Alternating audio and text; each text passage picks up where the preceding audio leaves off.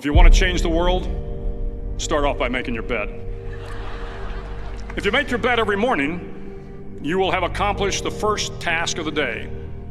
It will give you a small sense of pride, and it will encourage you to do another task, and another, and another. And by the end of the day, that one task completed will have turned into many tasks completed.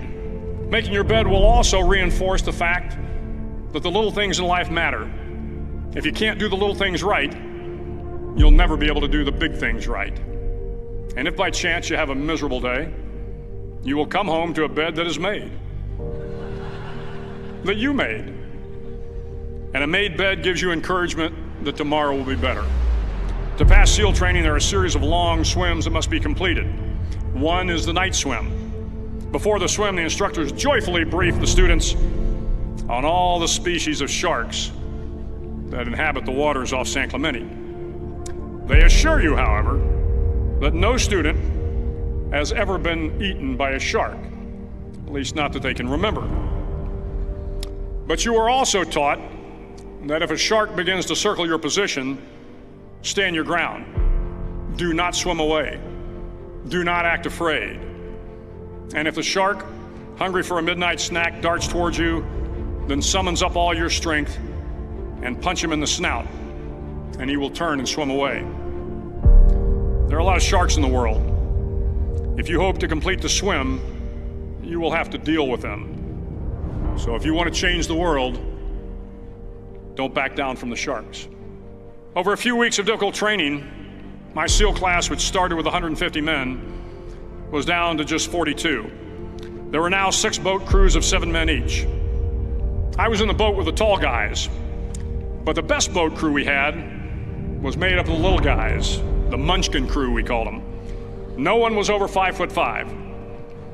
The Munchkin boat crew had 1 American Indian, 1 African American, 1 Polish American, 1 Greek American, 1 Italian American, and 2 tough kids from the Midwest. They out-paddled, outran, and outswam all the other boat crews.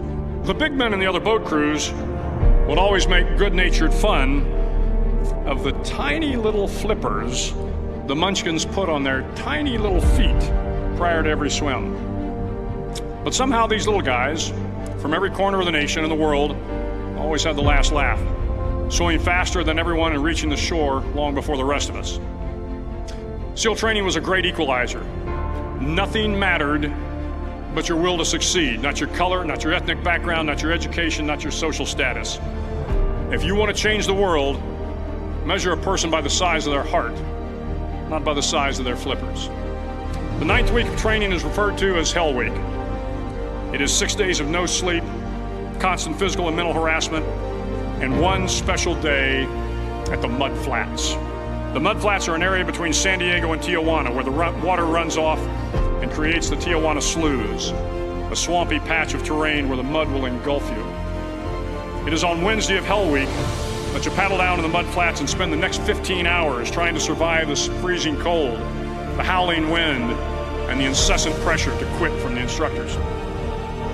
As the sun began to set that Wednesday evening, my training class, having committed some egregious infraction of the rules, was ordered into the mud. The mud consumed each man till there was nothing visible but our heads. The instructors told us we could leave the mud if only 5 men would quit. Only 5 men, just 5 men, and we could get out of the oppressive cold. Looking around the mud flat, it was apparent that some students were about to give up. It was still over 8 hours till the sun came up. 8 more hours of bone-chilling cold. The chattering teeth and the shivering moans of the trainees were so loud, it was hard to hear anything. And then one voice began to echo through the night. One voice raised in song. The song was terribly out of tune, but sung with great enthusiasm. One voice became 2, and 2 became 3, and before long, everyone in the class was singing. The instructors threatened us with more time in the mud if we kept up the singing, but the singing persisted, and somehow the mud seemed a little warmer, and the wind a little tamer, and the dawn not so far away. If I have learned anything in my time traveling the world, it is the power of hope. The power of one person, a Washington, a Lincoln, King, Mandela, and even a young girl from Pakistan, Malala. One person can change the world by giving people hope. So if you want to change the world, start each day with a task completed. Find someone to help you through life. Respect everyone. Know that life is not fair and that you will fail often. But if you take some risks, step up when the times are the toughest, face down the bullies, lift up the downtrodden, and never ever give up. If you do these things, the next generation and the generations that follow will live in a world far better than the one we have today.